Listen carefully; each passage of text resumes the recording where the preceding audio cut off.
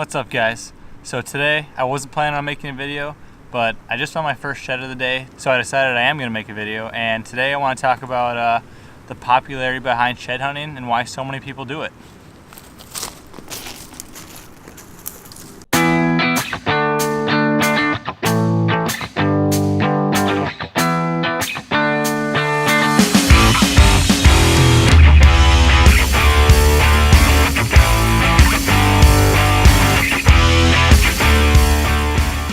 Alright, so the first thing that I want to touch on why I believe shed hunting is so popular is the fact that it gives you a unique ability to feel like you get to know these certain bucks. What I mean by that is some people think it's really cool, myself included, when you're finding sheds, you have this uniqueness of being able to hold an antler and almost feel like you're getting to know a deer. If you're shed hunting in areas where you actually hunt, you know, when you find a shed, you can look through trail camera photos, see if you've got that buck on trail camera, you can get to know them.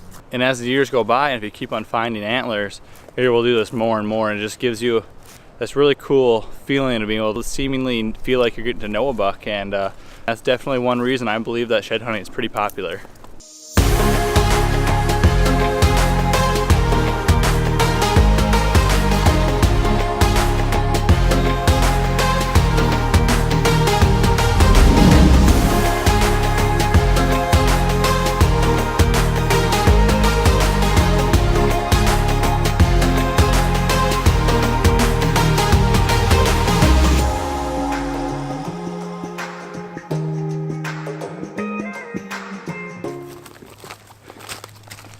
Alright, so the second reason I think shed hunting is pretty popular is for the fact that it can give you a proof of life. And what I mean by this is a great example was a couple of years out in North Dakota. I had hit a buck during November and never found him. I deemed the shot non-fatal, but he never showed up on trail camera again the rest of the year. And so therefore I wasn't 100% positive if he was alive or not.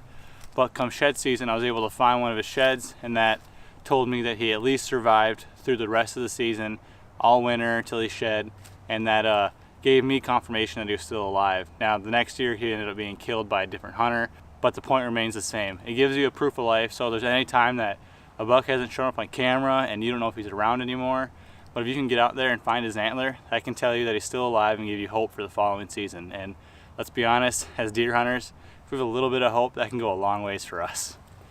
On the third thing that I think makes shed hunting so popular, and that's that it gives you a really good excuse to just be out in the woods doing deer stuff at an otherwise what would be really dead time of the year. It's, you know, for a lot of people, shed hunting falls in that time frame, you know, between winter and turkey hunting, and there's not a lot of other things to be doing. And most of the time, I mean, I'm not today, but most of the time I'm out shed hunting with buddies.